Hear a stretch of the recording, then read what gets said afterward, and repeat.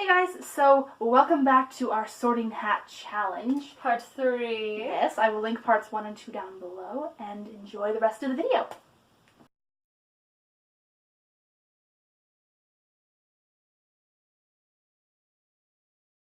Edward Elric. Yes! Okay! So, this is the older brother of Alphonse Elric, the character we were talking about earlier. You may have heard us refer to him as Ed. We can't have Al without Ed in this thing. So, with Ed, he's a really tough one because he is brash and brave and courageous like a Gryffindor, but he is also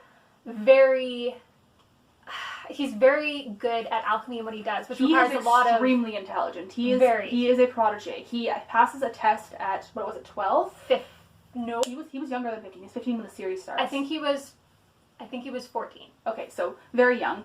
But this is a test that most adults who have studied their entire lives cannot pass. That's how smart Ed Elric is. So, yeah, super, super intelligent. So, super smart. He's very good at studying and researching. Mm-hmm. He retains a lot of knowledge in his mind because, again, alchemy, if you're not familiar with these series, alchemy is the art of breaking things down to their base components and then reforming them into something else. And as such, you need to have a very in-depth knowledge of what everything chemistry, is made out of. Well, not biology, although he learns biology, but chemistry is a big one, geology. And there are other fields of alchemy where that more specialize in biology, which we do see later on with things like chimeras being created, different animals being fused into one being. Ed isn't really specialized in that, but he does have he's the Full Metal Alchemist, so exactly. Can't find it right now, but there's a scene in here where he lists off the exact physical components that are in a human being. And while he is very clever and cunning in some ways, and you could arguably say he was ambitious because at the age of 14 he joined the military in order... Yeah, that was motivated by his loyalty and guilt to his brother. And because he blames himself for what happened to Al. Yeah, but even more so than that, it was... my understanding of the situation is we are joining the military in order to gain more resources so we can do more research in order to find a way to get our bodies back. Exactly. Like, it's not that he wants to be a part of the military. I don't think... he doesn't really like it. No, but this is a society where state alchemists are known as the dogs of the military. Yeah, like, it's not really... While it can get you places, it's not really a... It's not a complimentary thing. No. And it almost gets him killed a lot, so... So I wouldn't say it was ambition, more... it's got to be either Ravenclaw or Gryffindor. I'm honestly leaning towards Gryffindor just because of how he acts. Like, I think he's a Gryffindor with Ravenclaw tendencies. Yeah, that's how I would classify him too. Like, he has the desire for adventure and bravery. Also, I feel like he's the mirror version of Hermione. Kind of, yeah. It's like he is a Gryffindor, I would say, and he has the intelligence that Hermione has. But he's a lot more hot-tempered than Hermione, like an ongoing joke. He is very hot-tempered. If you call him short, you prepare to go to the hospital. Well, honestly, you don't even have to call him short. All you have to do is make any kind of comment that could remotely be construed as calling him short, and then he will craft this beautifully in-depth, ridiculously over-the-top insult that you definitely didn't say, that he now thinks you said. Oh yes, so you'll be like, this room is kind of small, and he'll just be like, did you just call me a ridiculously shrimpy small man? And he'll be like, I said nothing like that, and then he'll go things so small you can crush like an ant, sort of. Yeah, it's like, Ed! Nobody said anything. Calm down. So, despite that, he is actually very lovable. He really shows his age of 15 quite well.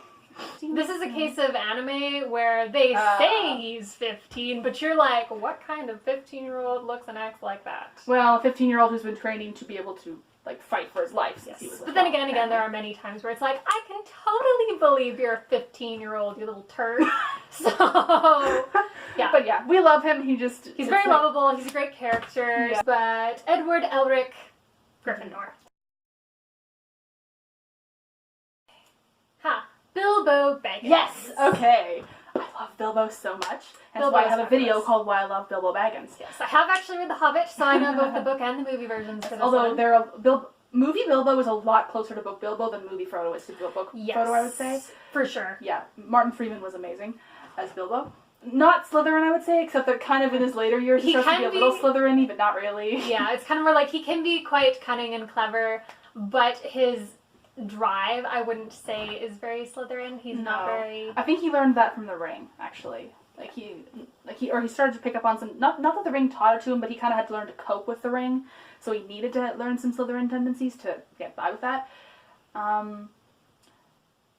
I wouldn't classify him as Ravenclaw, I don't think. He is intelligent, and he's also quite creative. He's quite creative. I always think, because doesn't he have a very extensive library? Oh, he loves collecting. He loves to read, also, because he was the one who started the book that Frodo wrote. Yeah, the Red Book of Westmarch. He loves maps, and but again, it's... Well, it's kind of his tookishness, because if I were to pick, like, a family to represent Gryffindor, it would be the Took family, which is Bilbo's mother's side of the family. And while he's definitely a Baggins as well, he definitely has that Tookish spirit in him. So if I was to say, I wouldn't say he's Hufflepuff. It's like, I think there's not enough characters close enough to him for him to really demonstrate that loyalty. Like, he is loyal to the company. But I think with Bilbo Baggins, for me, it either comes between Gryffindor and Ravenclaw, and between those two, especially as you see him grow throughout the novel, I would say Gryffindor. If it was just Bilbo Baggins from the beginning of The Hobbit, I would not say... At that point, Hufflepuff. Hufflepuff, or for me, I would more go with Ravenclaw, because again, he lives alone in this house, like... It's just like he doesn't have enough people in his life for him to really demonstrate that loyalty. Loyalty's not the only, value of Hufflepuff, though, right? Yes. So I personally think that he's probably a Gryffindor who kind of pretends to be a Hufflepuff because it's more societally acceptable among hobbits. Okay, but what are the characteristics about Hufflepuff that make you lean more towards Hufflepuff versus, say, Ravenclaw? Hardworking is a big one for them as well. My understanding is it's in not necessarily just a pursuit of knowledge, but like he wants, to see the elves, and he wants to collect all these things, and he wanted to learn all these other languages. Like, again, his accent is atrocious, but he did genuinely want to learn these things. Yeah, and by the time he dies, he does speak, I think, at least 3 languages, possibly more. Yeah. And in order to become good at these things, you do have to be hardworking. Mm-hmm. There is also the other side, though, of the gardening and that kind of thing, yeah, which like isn't that very kind of Ravenclaw. thing is very, very Hufflepuffy. So... For me, it's more of a hat stall between Ravenclaw and Hufflepuff, if this was just from the beginning. Or at least that's what he was more showing. But that's his mask, I would say. Like, yeah. So in terms of actually Bilbo, not Hufflepuff, I would say. Where, when he's actually allowed to truly become who he is and not be, constricted by those societal views. Like we were mentioning with Nobody Owens and Elizabeth Bennet, the Hobbit society is kind of similar, where it's like, this is kind of the acceptable behavior and you need to stay inside that. And if you don't, it's like, you'll just be mad Baggins. Like, we don't, Yeah, I just think of the opening scene of Fellowship of the Ring, or not the opening scene, but the opening chapter, where the way he reacts to that whole scene is not a Hufflepuff way at all. I would say that's very Gryffindor, actually, where he's just, like, it reminds me of Fred and George Weasley, actually, in that opening chapter, where he just kind of was like, ooh, how can I make them all squirm? Let's watch them all freak out, it's gonna be fun! Yes, so I would say that when it really comes down to the wire, Bilbo Baggins is definitely a Gryffindor. Mm-hmm. Just throughout the journey, he's able to shed that societal mask that he was kind of made himself put on, and really showed his courage. And like he takes on a forest full of giant spiders by himself. Exactly. Like, I don't know about you, but I would have been like, nice knowing you guys. Like, I'm just gonna curl up in a ball and die now. Yeah. Although the big one is actually the conversation with Smaug, because he doesn't have to go in there. I mean, Thorin likes to think he had to go in there, but Bilbo just kind of looks at him and goes, how many times have I saved your skin at this point? I don't have to do anything. But I'm going to. Yeah, so... I'm going to anyway. Yeah, so... And then meanwhile, starts speaking riddles to this ginormous dragon that has conquered nations, literally. So, very much a Gryffindor. Arthur, I'm guessing, also from the I couldn't put in Merlin and not include Arthur. Yeah, they're kind of really important. Yeah, they're a duo. You can't really have one and not the other. Which is funny, because Arthur, for me, is very obvious where he goes, honestly. Yes. It's like, you could argue Hufflepuff, but I'm just going, I'm sorry. You're Gryffindor. Like, he's very, very Gryffindorian in my mind. It's for him, I think he's the furthest thing from a hat stall. It's like, when you try and think of any other one he could belong to, it's like, Slytherin, no! Absolutely not. Merlin Ravenclaw? He basically makes Merlin do paperwork and reading for him, and also, in terms of... Merlin the show basically invented insults for Merlin to use on Arthur because Merlin is just like, why? I love you, but you're so dumb sometimes. So, definitely not Slytherin or Ravenclaw. Yeah. While he could kind of show some Hufflepuff tendencies, Yeah, 'cause he is very loyal. More so later on in the series, I think. Not so much season 1. It's again a case of like, you could maybe kind of see him as a Hufflepuff, but why are we bothering to do this when he's very clearly a Gryffindor? Yeah, it's like, you're not a total idiot, but you're definitely not a Ravenclaw. You are not, you have moments of cunning, but nothing close to enough to put you as a Slytherin. And while you are loyal, you are definitely much more emphasizing the aspects of a Gryffindor. So with his courage and brashness and everything that he is... And just drive for adventure. Hello, everything from season 1 and 2 where he decides to leave Camelot and almost dies because Merlin is just sitting there like, I'm supposed to keep you alive. Stop tripping off. Like, you're gonna die. So, yes. Arthur, Gryffindor. Very, very Gryffindor. Okay, so, last one. Where is it? Okay, there we go. I don't know who it is. Can't remember. Apollo. Yes! Okay. I was gonna say, I haven't read this, but no, I yes, lied. you have! I absolutely adore Apollo. He's one of my favorite characters in the entire saga. I don't want to say where he falls in the ranking, because that's a list I'm working on, but... Yes, I do rather enjoy him. I don't think I like him nearly as much as you do. No, but you do like him. But he is an enjoyable character once you... Once you get past that first 2/3 of book 1, oh my goodness. Yes, because in the first 2/3 of book 1, it's just like, you're okay, the drama queen has nothing on you. Like, you have a complete lack of self-awareness. Just, oh, horrors, is that acne?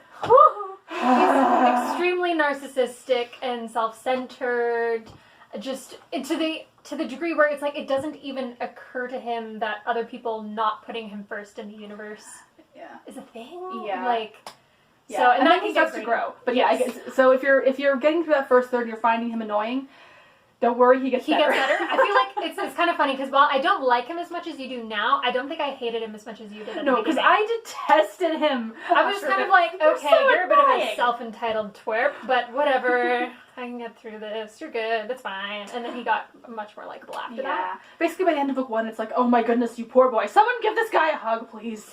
Because, oh my goodness, Zeus, you suck. But when it comes to sorting... That was quite the tangent. I wouldn't say Ravenclaw, because it's like, no. He does know a lot. No, I feel like he's one of those people who's like, why would I read books when I can, get someone else to read it for me? Yes. Yeah, so not Ravenclaw. I wouldn't say Slytherin either, just because it's like, he can have moments of this. But he's not super cunning, and he isn't...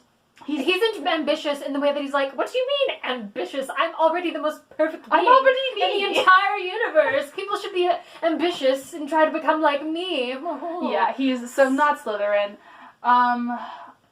So this might be easier than I thought, because I actually wouldn't say Hufflepuff either.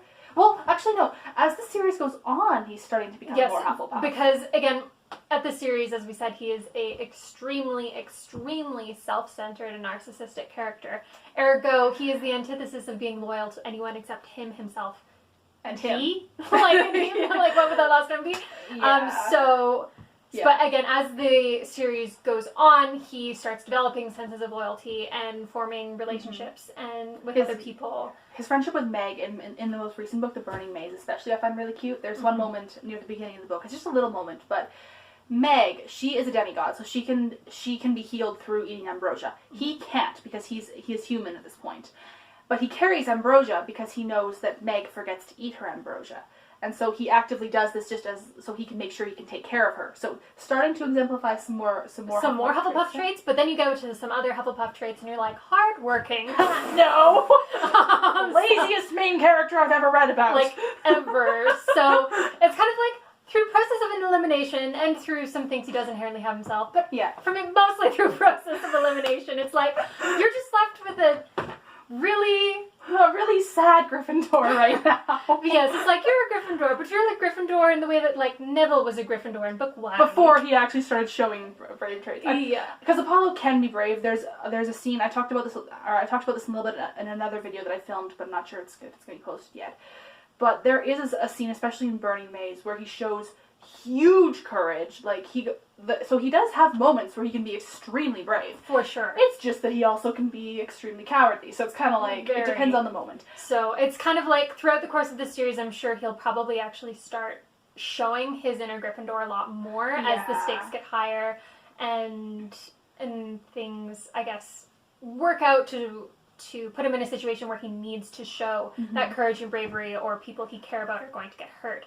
So, just, I guess when he's put in a tight spot, what characteristics does he show? I would say Gryffindor.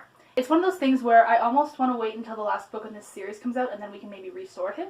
Because it's like, he's through a lot of growth. So much. Like, I've almost never, with the exception of maybe like the Count of Monte Cristo and maybe a few others, I don't think I've ever seen a protagonist this dynamic. Because he starts off as such a self-entitled, whiny brat. It's like, I love you, you're hilarious, but I would never want to spend time with you. Ever. And then you get to the end of book 3, and it's like, you still come across as that sometimes, but you care about other people now. And it's hard to explain, but like one of my favorite lines of his, this isn't so much him being self-entitled overtly as much as it being like, that just sounds self-entitled.